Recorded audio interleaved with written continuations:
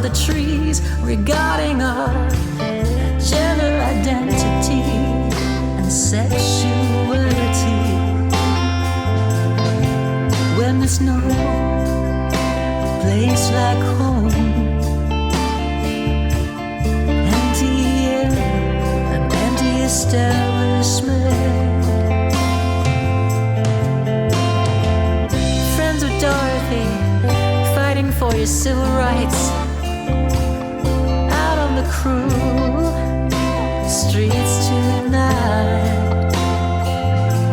Our next speaker will also be speaking about trans healthcare. Jessica is the main researcher for Trans Healthcare Action, who will be speaking about the state of trans healthcare today. But first, let's talk about the National Gender Service at Loughlinstown and its waiting lists. At present, there are approximately 968 people on that waiting list. If you look at their website, they'll say you're going to be waiting 2.5 to 3 years, which might be technically correct. But if you do the math, right now, if you were added to that list, you would be waiting just over 6 years. With all this talk of waiting lists, you'd think that that was the big problem with trans healthcare. But what is it that you're waiting for? The initial assessment. Sounds kind of boring, doesn't it? Here's a recent account from Trinity News. The medicalisation of my gender opened up every fold and crevice of my life to evaluation and scrutiny. I was asked about masturbation. I was asked how I performed specific sexual acts. All these questions made me feel completely dehumanised. It's distressing to recall. This is just one in the latest in a long line of stories of the trauma this process can bring. This assessment takes 4 to 5 hours in person over 2 sessions. And for a third of people, they drag you back for more. I've heard of people being rejected for HRT for all sorts of spurious reasons, like being on disability allowance or living with your parents in this economy. I've heard of people having their HRT taken off them and then kicked out of the service because they're unemployed. What seems to be one of the more common reasons is the very vague autistic traits, because apparently autistic people can only be gender confused. They cannot know their gender. They can't make decisions about their body, and they don't deserve healthcare. This is nonsense.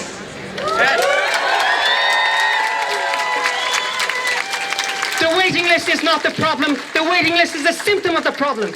I know of many people who refuse to even get on the waiting list for reasons of dignity or because they fully expect to be rejected. And all of this is adults. What about youth care?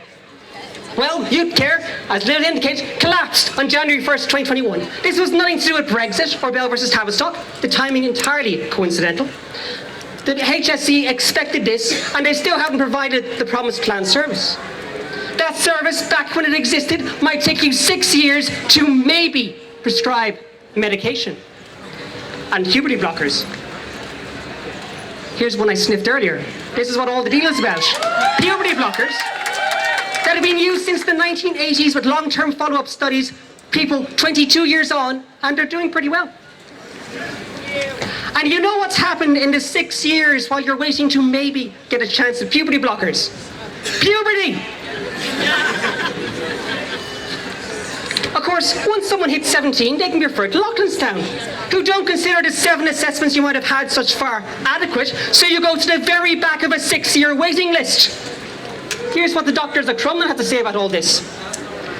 There is huge patient expectation around the prescription of cross-sex hormones, and several patients have ended up in inpatient psychiatry units with the associated distress of waiting for this medical intervention. In case you're having difficulty reading between the lines there, let me give you a blunt hint. In a recent session with my therapist, he mentioned that I had a waiting list full of suicidal children. So the HSE cannot be relied upon to provide trans healthcare. What do people do instead? I am one of hundreds of people forced to access gender-affirming care from doctors abroad. These are all the exact same medications I'd be prescribed here. The only difference is I have to pay out of pocket, and it actually follows international best practices. International best practices promised in the programme of government, but there's no sign of them yet. You may notice a similarity here with 200 people a year forced to travel abroad for abortion. The HRT end of trans healthcare is not particularly complicated. Given the lack of other options, what is likely several hundred people, a quarter at least of people on HRT in Ireland, choose to DIY or self-medicate. Groups like Trans Harm Reduction exist to help people manage the risks of those. What did the HSE think of this? There's been a recent resurgence in young people accessing drugs to aid gender transition on the black market. The very risk the initial model of care and investment were designed to prevent. I do love freedom of information requests. You find some wonderful quotes. Turns out if you have a process which charity medicalises and pathologizes being trans, a process that'll take 6 years, a process that back when it existed had a less than 40% chance to even prescribe medication, that people will look for other options. And the adult services aren't exactly any better, refusing to engage in TENI and decrying anyone else who has anything less than 5-hour in-person sessions to include in-depth discussion of your porn habits. Unsafe. I suspect we might have a slightly different definition of what unsafe is. Let's step outside of healthcare for a second and look at legal transition. If you go to the Trans Ireland wiki, look at the page there on Reddit, you can see through legal transition, which it isn't perfect, but if you're over 18 and want an M and a ref, within a week you can have your legal gender changed. Since 2015, over 1,000 GRCs have been issued. And it's normal. Nothing's gone wrong. Why can't we do the same thing for healthcare? Believe trans people. Give them the information and trust them to know which legal, social, pharmaceutical, and surgical changes they need to thrive and be happy. By default, endocrinologists don't know anything about trans healthcare. And I know this from the stories I've heard from here and abroad of insufficient dosages. Seriously, the 2017 Endocrine Society guidelines are 35 pages. Could you not read them? It's not that hard. You could teach this to doctors in an afternoon. So what I say is we should teach GPs how to prescribe HRT to trans people under a human rights-based informed consent model. They already prescribe the exact same medications to cis people. They already do the same monitoring for diabetes.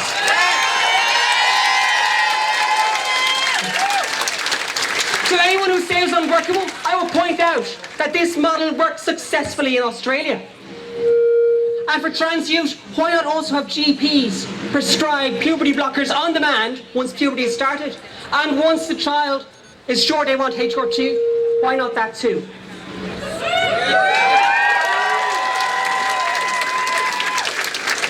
While others wring their hands over our healthcare and very existence, we're just trying to live and be happy. I have seen the joy of trans people when they finally realise they're trans and finally know it's been gnawing on them for decades. The joy when they start HRT, the joy when their voice drops, the joy when their skin gets softer, the joy when someone uses their name and pronouns, the joy when they have their surgeries. It's just like a weight off their chest. And then just the joy of living. I don't want to have to fight for simple basic healthcare that is given to cis people without a thought. I want